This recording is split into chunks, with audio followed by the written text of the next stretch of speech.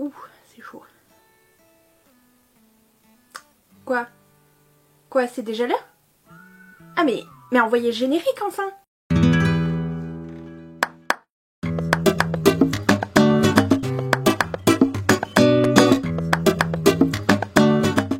Salut à tous, j'espère que vous allez bien, je suis ravie de vous retrouver aujourd'hui pour une nouvelle vidéo. Je vous propose donc un type de vidéo qu'on n'a pas encore eu l'occasion de faire sur la chaîne. Il s'agit d'un tag, plus précisément du tag livresque de A à Z.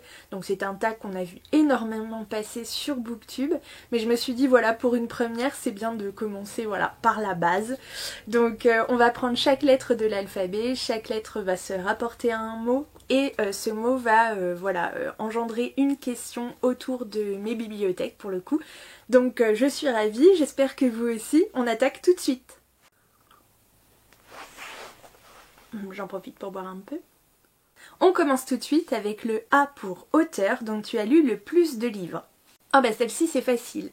Je dirais sans hésiter J.K. Rowling, forcément avec la saga Harry Potter dont j'ai lu les 7 tomes je crois. Hein. Ils sont au-dessus, ouais ça doit être ça, ouais c'est ça, oh là là, je vais me faire tuer par les Potterheads mais du coup c'est bien 7 tomes, donc je crois que c'est l'autrice dont j'ai lu le plus de livres, hein. Pour l'instant en tout cas, c'est clairement Harry Potter, et on adore. B comme best, la meilleure suite de série. Alors, du coup, en réfléchissant, la meilleure suite de série, alors je sais pas si c'est genre les spin-offs ou un tome 2 excellent, enfin le meilleur tome 2. Je sais pas, je pense que je dirais la saga La Passe-Miroir. D'ailleurs dont le tome 2 est juste ici, entre nous soit dit. Ouais, je pense que c'est celui-ci. Que j'ai vraiment apprécié, la saga Passe-Miroir, je l'ai découvert cette année. J'ai lu les 4 tomes à peu près d'affilée, en enchaînant entre chaque des toutes petites lectures, histoire de juste un souffle entre chaque tome. Mais c'est vraiment une saga que j'ai adorée, mais ça a été le coup de cœur monumental. Et autant j'ai adoré le premier, autant le 2 était excellent. Excellent, excellent. Enfin, je veux dire, le premier était une mise en bouche, mais le deuxième était particulièrement bon. Donc ouais, La Passe-Miroir de Christelle Dabos chez Gallimard Jeunesse. C'est pour Current, la lecture en cours. Ok. Alors je dirais, du coup, je vous montre tout de suite, il y a le marque-page. Il s'agit de La Malédiction des Dragon's Blood, le premier tome de Anne Robillard aux éditions Michel Lafon. J'ai commencé il y a déjà quelques temps ce livre et malheureusement en ce moment j'ai un peu du mal à trouver du temps pour me poser et pour lire. Ce qui explique que je n'en suis rendue qu'au chapitre 9, donc à la page 89. En plus je l'avais pris parce qu'il était pas très long, 323 pages, bref. C'est voilà, j'en parlerai bientôt donc je vais pas tout dévoiler aujourd'hui. Mais voilà, c'est une lecture dans laquelle on est bien. Pour l'instant, l'écriture est un peu différente de ce à quoi je m'attendais. Mais voilà, l'histoire prend son temps pour se mettre en place. Mais pour l'instant, ça reste prometteur. Donc j'ai hâte de continuer. Surtout que le tome 2 est déjà sorti en librairie. Je l'ai vu passer l'autre jour, je suis folle. Donc voilà, je me dis qu'il faut vraiment que je le finisse. Surtout qu'il fait partie du Pumpkin. Donc on y va, on y croit. Et en plus, j'ai une autre lecture en cours, mais dont je vous parlerai plus tard. D pour drink, la boisson qui t'accompagne pendant tes lectures. A priori, je bois pas toujours pendant mes lectures, mais c'est vrai que les moments un peu cocooning où j'ai du temps, j'adore me faire, c'est très classique, hein, c'est le cliché de la de la booktubeuse, mais c'est du thé. J'adore le thé et j'adore le thé avec quand même quelque chose en plus, c'est une petite cuillerée ou une grosse parfois de miel. J'adore le miel dans le thé. Je sais que pour certains ça dénature le goût du thé, etc. Mais moi je peux pas faire autrement. Je ne peux pas. C'est obligatoire du thé, un thé miel quoi. Un thé miel. N'importe lequel thé avec du miel, ça passe. On enchaîne avec I comme e-book, donc e-book ou roman papier. Alors sans réfléchir, pour moi c'est 100% roman papier. Je n'arrive pas, en tout cas là à l'heure actuelle, je n'ai jamais réussi à lire un e-book. Je sais pas, il y a vraiment une barrière. Alors peut-être que c'est psychologique, hein, j'entends, mais je sais pas. Moi, Vraiment, je trouve qu'il y a dans la lecture, il y a quelque chose de magique et l'objet livre en lui-même participe à cette, je sais pas, à cette magie de la lecture pour moi. Hein, ça n'est que mon avis, mais voilà, l'objet livre fait à 100% partie de mon plaisir dans la lecture. Donc pour moi, c'est roman papier, obligatoire. F pour fictif, un personnage fictif avec lequel tu serais effectivement sorti au lycée. Alors, voilà. Je dirais Jacob de Les optimistes meurent en premier de Susan Nielsen aux éditions Helium. Jacob, c'est l'ado, l'homme bionique, comme il est appelé, à l'humour détonnant, qui arrête pas de charrier un peu tout le monde, mais qui est aussi hyper attentif aux autres, hyper bienveillant, et voilà, qui a quand même un passé pas facile, qui cache ses secrets, mais qui a vraiment un fond très très bon. Et je sais pas pourquoi, de cette lecture, moi, voilà, en tant qu'ado, je crois que c'est un garçon qui m'aurait beaucoup plu. G pour Gold, un roman auquel tu es contente d'avoir donné une chance. Je dirais alors Bord de terre de Julia Thévenot aux éditions Sarbacane dans la collection Exprime. Alors oui, c'est un magnifique ouvrage, hein, déjà, la couverture est assez canon. Et je me le suis fait conseiller en fait par ma petite libraire avec qui je m'entends très très bien. J'étais à fond à ce moment-là dans la passe miroir. Et elle venait de découvrir donc Bord de terre et elle me dit si vraiment, voilà, si t'as aimé la passe miroir, tu vas beaucoup aimer Bord de terre, c'est obligé, c'est un super roman, on n'est rien à voir hein, avec la passe miroir, mais voilà, c'est quelque chose qui t'embarque énormément. Elle avait beaucoup aimé le pitch, bref, elle me l'avait vendu à fond. Et je sais pas pourquoi, du coup, j'ai eu, voilà, je l'ai pris avec moi, mais je sais pas pourquoi, il me faisait un peu peur. Et j'avoue que la mise en page est aussi très particulière, donc voilà, bref. Il m'a fallu en plus quelques pages, si je me souviens bien, un petit peu de temps avant de rentrer complètement dans l'histoire. Parce que pour le coup, au début ça m'a gênée, mais en fait c'est ce qui fait la force absolue de ce bouquin, c'est son originalité. Je veux dire, on est sur... parfois vous rentrez dans un monde et c'est magique et il y a plein de choses voilà, extraordinaires, c'est très très bien, aucun problème, c'est super. Mais dans Bord de terre, c'est des choses, mais mon Dieu, comment on peut penser à ça? C'est des choses bizarres, enfin, c'est magique et en même temps c'est bizarre. Et en plus, il y a une espèce de profondeur dans ce roman assez incroyable. Donc voilà, du coup, j'y suis allée à reculons, pour être honnête. Les premières pages n'ont pas aidé.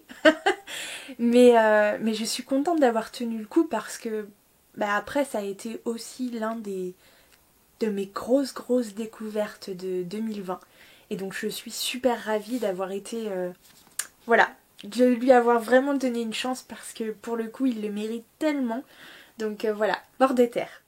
Hidden, un roman que tu considères comme un joyau caché. Alors là c'est un peu la sèche. Honnêtement, comme un joyau caché, je sais pas, parce que il est pas caché, en vrai.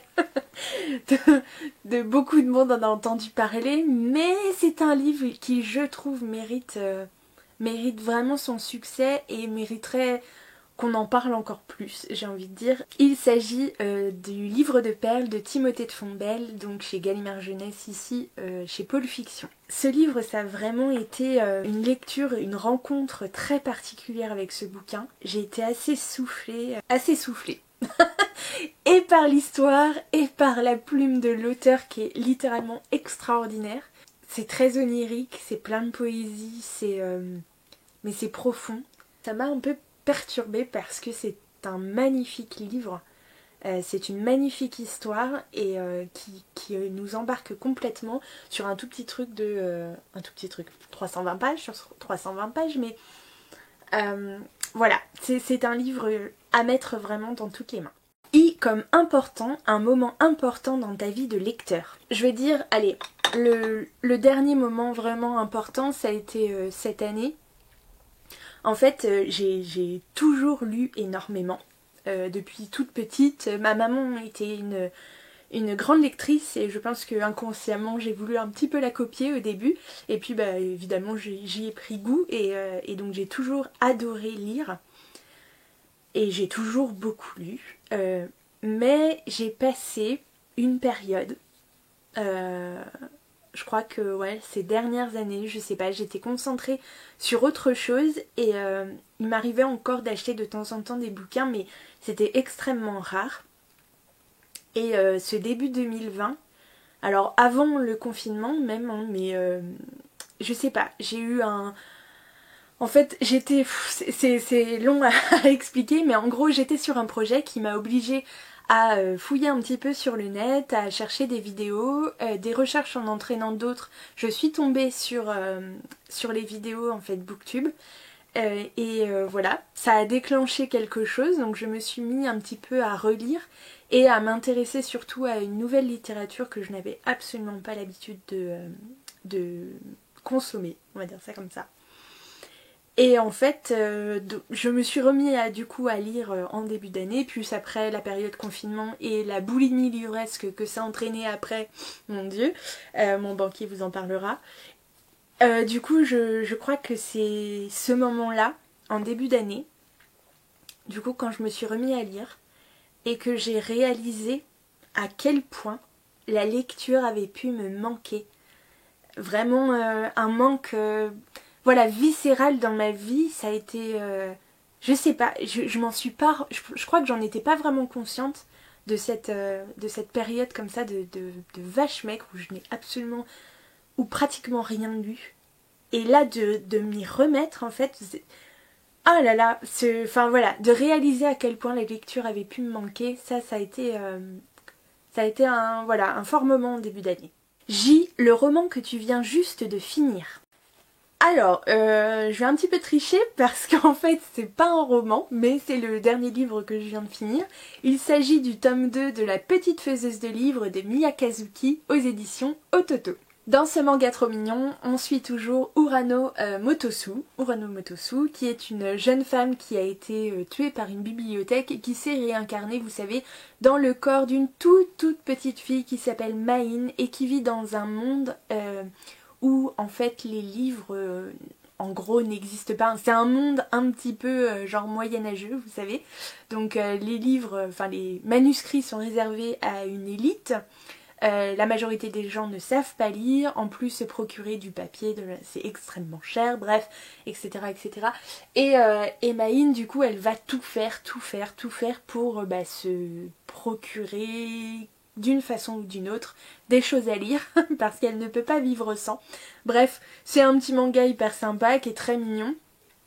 Après, de temps en temps, il faut bien l'avouer, l'héroïne est quelque peu crispante, mais bon c'est une toute petite fille hein, donc bon il faut aussi l'entendre et en plus c'est une adulte dans un corps de petite fille donc bref peu importe mais voilà parfois c'est un peu immature les réactions qu'elle peut avoir mais voilà c'est contrebalancé 3 pages plus tard par un truc super je sais pas, ouais, une réaction hyper positive, donc bon, ça se lit extrêmement bien. J'aime beaucoup l'ambiance, j'aime beaucoup ce personnage en particulier, donc voilà. Du coup, voilà, c'est ma dernière lecture. Kind, le genre de roman que tu ne liras jamais. Alors, si j'ai appris une chose dans la vie, c'est qu'il faut jamais dire jamais. Mais ce que j'ai moins l'habitude de lire en tout cas, et ce qui me tente pas franchement, je dirais la non-fiction. Aussi, là, à l'heure actuelle, la littérature adulte, vous savez, en tout cas, qui va aborder des sujets un peu durs. En ce moment, j'ai pas envie de me faire du mal. Je suis hyper sensible et... on dirait pas comme ça, mais en vrai, j'ai une hypersensibilité assez accrue. Et mes lectures, du coup, je sais, on dit ça et après je vais lire ça et je vais lire des trucs dégueulasses, mais je sais pas, c'est pas la même chose. Quand ça paraît extrêmement réel, je le prends un peu de plein fouet et du coup parfois j'ai du mal à m'en relever. Alors voilà, la littérature adulte, contemporaine voilà, qui touche des sujets vraiment extrêmement graves et de manière très crue. Ça j'ai un peu de mal, j'avoue, en général. Et oui, aussi le format nouvelle. Alors, le format nouvelle, j'ai un peu de mal. Autant je dis pas que c'est mauvais, hein, attention. Il y a des nouvelles extrêmement bonnes, j'en ai lu d'ailleurs cette année. Des recueils de nouvelles, voilà. Mais j'ai un peu de mal avec le format parce que je trouve que en fait on commence à lire, on commence à rentrer dans l'histoire, à découvrir véritablement un peu plus en profondeur les personnages, on commence à s'y attacher et là c'est fini. Donc ouais, j'avoue que le format nouvelle a tendance à me laisser un peu sur ma faim. Autant je ne demande pas un livre de 800 pages à chaque fois, mais un minimum. Un minimum. Voilà. Long. Le plus long livre que tu n'aies jamais lu.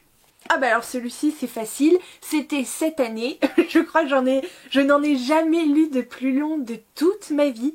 Et oh mon dieu, si j'avais pas eu mon petit groupe de filles de lecture commune, je sais pas si je me serais lancée. Il s'agit du Prieuré de l'Oranger de Samantha Shannon aux éditions de Saxus. Dans ce roman fantasy young adulte de presque 1000 pages, on suit une mage, une dragonnière, un alchimiste et un courtisan soldat, enfin bon bref, peu importe. Bref, différents personnages très différents les uns des autres. Et voilà, et bref, il y a beaucoup de choses. Je veux dire, vous résumez 1000 pages en 2 phrases, ce serait ridicule. Donc je vous laisse aller consulter le résumé en barre d'infos. Mais en tout cas, ça a été une excellente lecture, vraiment. Avec mes copines de la lycée, on a vraiment apprécié beaucoup de rentrer dans cet univers. Ça nous a amené à moult discussions, mais c'était hyper intéressant. Donc vraiment, j'ai un attachement particulier à ce bouquin pour ma première LC avec les filles. Ça, c'était super. J'en garde vraiment un très bon souvenir. Et voilà. Donc à découvrir. Mais par contre, il faut s'accrocher. Enfin bon, ça peut toujours servir au cas où si je me fais attaquer pour assommer quelqu'un. Bref. M pour Major. Donc le roman qui t'a causé le plus gros book hangover. Je dirais probablement la saga La Passe Miroir. Ouais. En début d'année. En fait, c'est une lecture. Bon, c'est vrai qu'enchaîner les 4 tomes, enfin, sur une période assez courte, forcément, hein, ça fait beaucoup de matière à penser, mais c'est vraiment des lectures qui m'ont passionnée et qui m'ont aussi, hantée. Hantée vraiment, que ce soit pendant les moments même où je lisais pas, du coup j'étais en train d'y penser, ou même après. Ça m'a hanté un petit moment. Alors j'ai pas eu un gros passage à vide, hein, mais voilà, c'était une lecture... Ouais. Ça m'a... Bref, c'est une lecture dont je me souviens bien et dont je pense je me souviendrai encore longtemps. Donc je dirais la saga La Passe Miroir de Christelle Dabos. Nombre. Le nombre de bibliothèques que tu possèdes. Eh ben c'est facile, en ce moment j'en ai pas encore trop, mais je peux plus déjà en mettre. J'en ai 2, une comme ça et une deuxième comme ça. Et j'ai un petit meuble que j'ai acheté là, vous savez le petit meuble Action qu'on a vu passer un petit peu partout. Donc voilà, j'ai ça. Donc 2 bibliothèques et un petit meuble sur roulette. O pour One, un roman que tu as lu plusieurs fois. Ça m'est pas arrivé méga souvent, simplement par manque de temps, mais je dirais, alors il y a des romans comme ça que j'essaye de reprendre de temps en temps parce que bah voilà, c'est mes petits chouchous, c'est mes petits classiques. J'en ai un pour Noël, c'est un chant de Noël de Charles Dickens, que je n'ai pas ici, je vous mettrai la couverture par ici si j'y pense. Mais j'en ai un que je relis bien tous les 2-3 ans parce que bah, c'est la base quoi. C'est la base. Alors je l'ai pas encore lu dans la collection que je vous montre maintenant, mais il s'agit d'Orgueil et Préjugés de Jane Austen. Donc ici aux éditions RBA collection et voilà, en collection roman éternel. Bref, qu'on voit passer un peu partout. Voilà, c'est Orgueil et Préjugés de Jane Austen.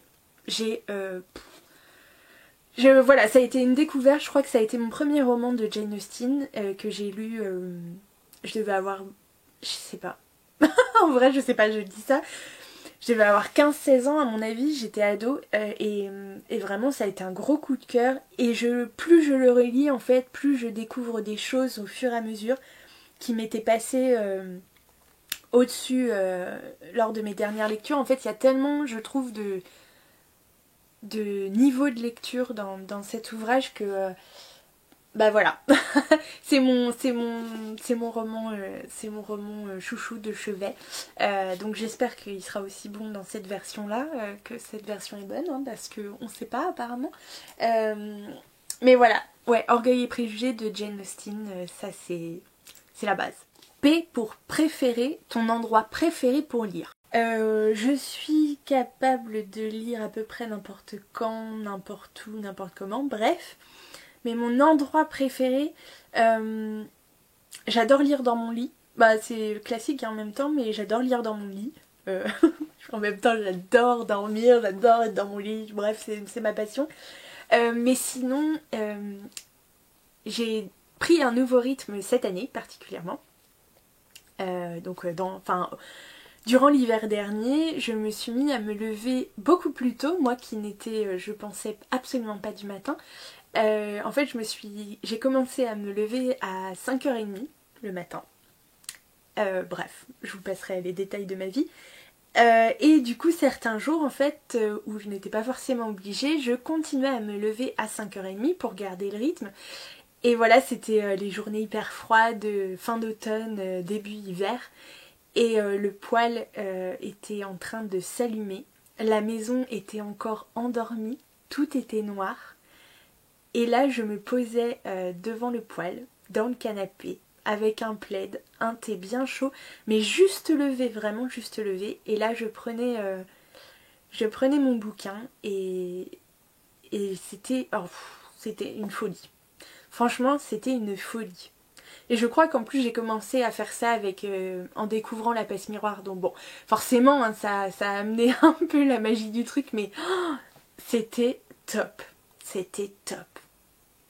Donc ouais, je dirais dans mon canapé, enfin dans un fauteuil près du poêle en plein hiver avec un plaid et un thé bien chaud, un thé avec du miel. Q pour quote, une citation d'un livre que tu as lu.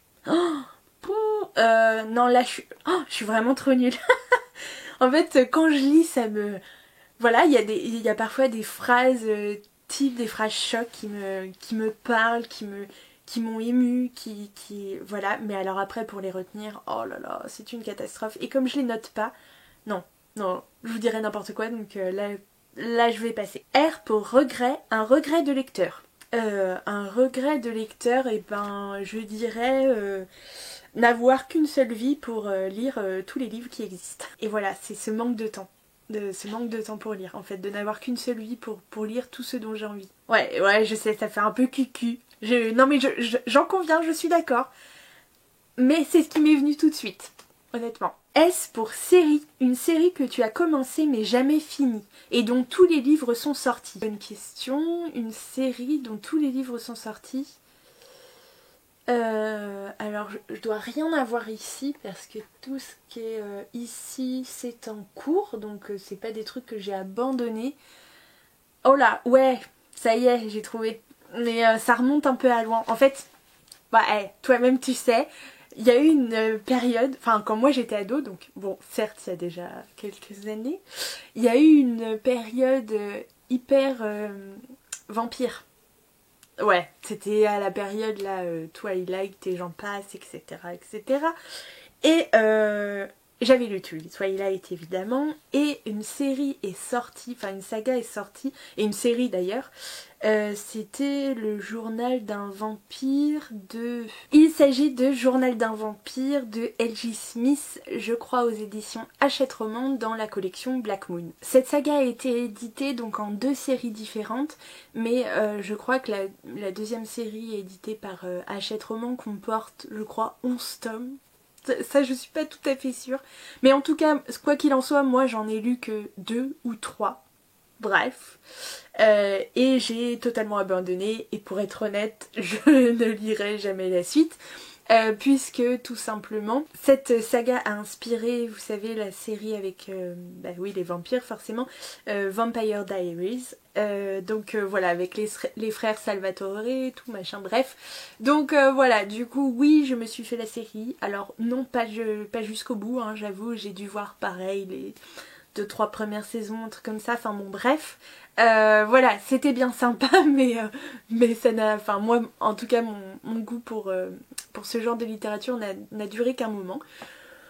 Donc voilà, c'était très bien quand je les ai lus, mais je crois que je n'y reviendrai pas, en tout cas je ne pense pas, donc je dirais Journal d'un vampire. 3 de tes livres préférés de tous les temps. 3, ah non mais là c'est presque le choix de Sophie, moi voulez-vous que j'en choisisse que 3? Allez, je vais pas aller dans l'originalité, hein, mais je dirais de base la saga Harry Potter. Vous avez vu comme je triche, toute la saga. Pas qu'un livre, toute la saga. Et ça compte pour un en vrai. Je dirais la saga Harry Potter, la saga La Passe Miroir. Non, c'est horrible, j'ai l'impression qu'ils vont m'en vouloir et tout. Et puis j'ai surtout l'impression que je vais en oublier un, mais qui est tout pour moi, et j'aurais même pas pensé à le citer. La série BD Black Sad, c'est un gros coup de cœur. Et il y a aussi tous les Dickens, les Austen, les Conan Doyle et les Agatha Christie, et j'en passe. Non, je peux pas choisir ce livre. Bon, allez, ces 3 là. Ouais, allez, Harry Potter, La Passe Miroir et Black Sad. Ouais, je dis ça, mais c'est sur l'instant, hein. Ça se trouve, on en reparle dans une semaine et je vous dis totalement autre chose. Unapologetic, quelque chose dont tu n'éprouves absolument aucun remords d'être fangirl. Eh ben, je dirais la littérature jeunesse young adulte. En général. Parce que oui, du coup, je sais qu'il y a dans l'esprit de certains, la littérature jeunesse et young adulte est faite exclusivement pour les enfants et les adolescents. Mais je ne suis pas totalement de cet avis. Moi, il y a beaucoup de choses que je trouve hyper intéressantes, hyper enrichissantes dans cette littérature-là. Et voilà, c'est quelque chose que j'apprécie. Ça n'est pas réservé, disons que c'est accessible pour, entre guillemets, pour ces âges-là en particulier.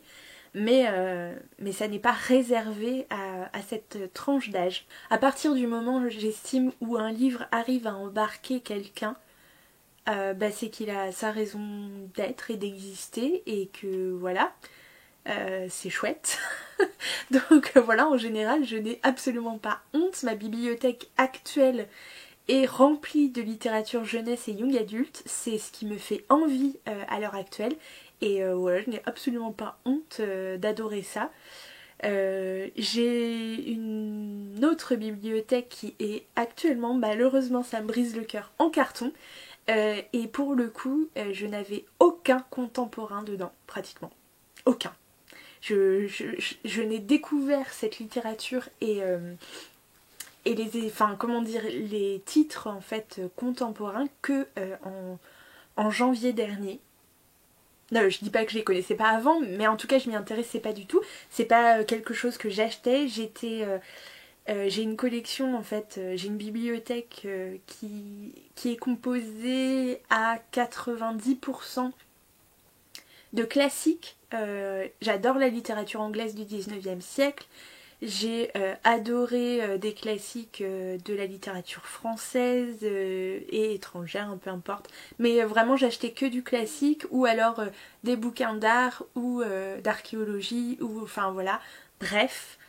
Mais et puis une autre dont je vous parlerai un jour, mais pas aujourd'hui, parce que cette vidéo va être énorme sinon. Mais voilà, j'avais vraiment pratiquement pas de littérature jeunesse, pratiquement pas de littérature contemporaine, donc de salles, deux ambiances, mais voilà, j'ai aucune honte d'aimer quoi que ce soit en fait, donc voilà, j'assume totalement tout. Very, un roman dont tu attends la sortie avec grande impatience plus que celle des autres. Ah bah alors là, sans hésiter, je dirais le tome 2 de Aurora Squad, donc en anglais c'est Aurora Rising je crois, non, Aurora Burning. Le tome 2 est Aurora Burning. N'importe quoi. Donc oui, le tome 2 d'Aurora Squad de Amy Kaufman et Jay Christophe aux éditions Casterman. Là pour le coup, ouais, c'est un deuxième tome que j'attends depuis que j'ai lu le premier en début d'année.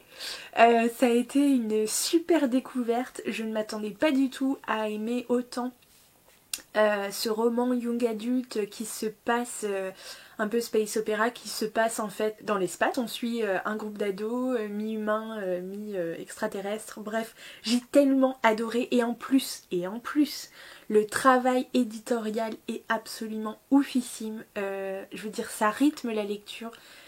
Enfin, c'était ma première expérience sur ce genre de livre-là et vraiment ça a été un réel plaisir, un régal. C'est un deuxième tome qui devrait sortir, je crois, début février 2021.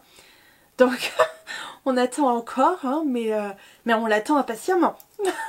Alors, W, worst, ta pire habitude l'ivresse. J'ai pas de pire habitude, j'écorne pas mes pages, j'écris pas dessus, je les traite à peu près bien. Bah allez, si faut vraiment trouver une pire habitude, j'avoue, je suis un tantinet psychorigide avec mes bouquins. J'aime bien qu'ils restent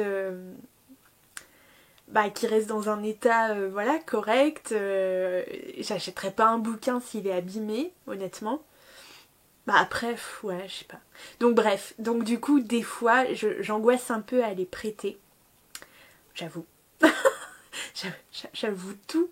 J'angoisse un peu à les prêter, mais je le fais quand même parce que même si j'ai voilà, si j'ai très peur et si parfois je les retrouve dans un état qui pourrait être très bien après plusieurs lectures pour certaines personnes, mais qui moi me fait mal au cœur, je les prête quand même parce que j'adore ça en fait. J'adore partager autour des livres, j'adore faire découvrir des livres particulièrement à mon entourage, donc voilà, ça me fait tellement plaisir de leur faire découvrir que disons que ce plaisir passe au-dessus mon angoisse de les retrouver dans un état qui me qui me ferait pleurer. Bref, donc voilà, mon côté un petit peu psychorigide avec mes livres. X pour X, commence à compter en haut à gauche de ton étagère, la plus proche, et prends le 27e livre. Ah, c'est celui-ci. Alors, il s'agit de Rendez-vous avec le mal, le second tome de la saga Les Détectives de Yorkshire par Julia Chapman aux éditions Robert Laffont dans la collection La Bête Noire. Alors, ce petit livre qu'on peut classer dans le Cozy Mystery, c'est un petit roman policier entre guillemets qui se déroule en Angleterre, enfin dans la campagne anglaise, dans une petite ville, vous savez les petites villes qu'on adore où tout le monde se connaît, mais qui regroupe un nombre incalculable de tueurs en série, c'est assez fou. Bref, il y a une romance en toile de fond mais pas trop présente, donc ça c'est plutôt sympathique. Il y a pas mal de secrets, pas mal de choses. Et moi j'ai adoré les 2 premiers tomes. D'ailleurs ma mère aussi, elle attend mais impatiemment, elle me tanne pour que je lise le tome 3. Sauf qu'en fait, alors je vous explique. Oui, ça j'aurais pu le dire. Mince, j'ai oublié, ça j'aurais pu le dire en pire habitude livresque. C'est que quand j'achète un livre, et j'en ai acheté un bon nombre cette année, donc il y en a un bon nombre dans ma palle, je m'octroie le privilège de les lire en premier. Bah ouais, ça paraît tout bête, mais c'est vrai que voilà, quand j'achète un livre, avant de le prêter, je voudrais l'avoir lu en premier. Voilà, vous allez me prendre pour une tarée, la psychopathe de base, mais en gros, quand j'achète un livre, il entre dans ma bibliothèque et donc je tisse un lien particulier avec lui. Alors je me le dis pas au quotidien, mais dans le fond, c'est un peu vrai. Et donc du coup, je me dis que voilà, c'est la rencontre avec ce bouquin et donc c'est une première lecture avec lui. Alors je dis ça et en même temps j'achète aussi de l'occasion et du coup c'est pas vrai. Mais je sais pas. Bref, quand ils sont neufs, c'est moi la première lectrice et du coup ça me fait, voilà, ça me fait plaisir de les lire en premier. D'où le fait que ma mère du coup me tanne parce que je lui ai fait commencer pas mal de séries que j'ai lues. Enfin que j'ai commencé et je lui ai fait lire les tomes que j'avais déjà lus. Mais du coup elle voudrait enchaîner avec tous les tomes de la série évidemment. Sauf que bah non, parce que j'ai d'autres lectures qui passent avant et voilà. Et que du coup je suis un peu embêtante mais je lui passerai pas le... Je lui passerai pas le tome 3 tant que je l'aurais pas lu moi-même. Donc en attendant, je lui achète d'autres bouquins pour son anniversaire, comme ça elle attend un petit peu. Y pour Your, ton dernier livre acheté. Alors mon dernier livre acheté, en fait j'en ai acheté 2 en même temps, mais le dernier qui est rentré dans ma bibliothèque, il s'agit de Jane Eyre de Charlotte Brontë, dans la collection donc RBA, donc les romans éternels, hein, vous savez. Donc c'est le dernier qui est sorti, je crois que peut-être que l'autre est arrivé après. Enfin bon bref, j'ai acheté la semaine dernière. Donc voilà, encore un magnifique ouvrage. Et puis Jane Eyre, c'est Jane Eyre quoi. Donc voilà, moi j'adore. Donc c'est le petit dernier, vous l'avez en exclusivité. Et vous le verrez aussi dans mon prochain book haul. Z pour Z, ouais, on dirait un moustique, c'est ridicule. Z pour Z, le livre qui t'a volé ton sommeil.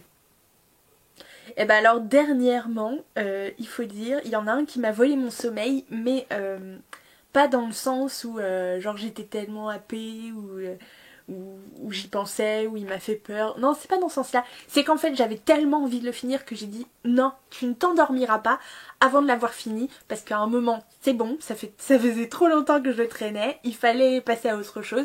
Et du coup, lui, il m'a tenu jusqu'à 2h39, très exactement du matin. Je peux vous dire que le lendemain, ça a été un peu compliqué pour aller bosser. Bref, il s'agit de Quand je ne serai plus là de Linda Green aux éditions Prélude. Alors si vous avez vu mes dernières vidéos, je vais pas revenir dessus. C'est un bouquin qui m'avait particulièrement happé, en tout cas le pitch m'avait beaucoup intrigué. Ça a été plutôt un fail avec moi, donc malheureusement c'est voilà, parfois ça marche pas, mais ça marchera sûrement avec d'autres. Voilà, mais en tout cas c'est le dernier qui m'a tenu éveillée très longtemps dans la nuit. Et voilà, c'est tout pour moi pour aujourd'hui. On a fait le tour de ce petit tag livresque de A à Z. Donc j'espère que vous avez aimé. Ça m'a permis de sortir quelques livres de ma bibliothèque et de vous les présenter. En même temps de répondre à des petites questions. Donc je trouve ça assez sympa comme format. N'hésitez pas à me dire en commentaire ce que vous en avez pensé. Si ça vous plaît, si vous en voulez d'autres. Il y en a des bien plus originaux aussi. Et aussi plus courts, hein, il faut dire. Celui-ci est particulièrement long. Voilà, en tout cas j'étais ravie de vous retrouver aujourd'hui. Je pense qu'on se retrouve mercredi prochain pour la prochaine vidéo. Je vous souhaite en tout cas une très belle semaine et je vous fais plein de gros bisous.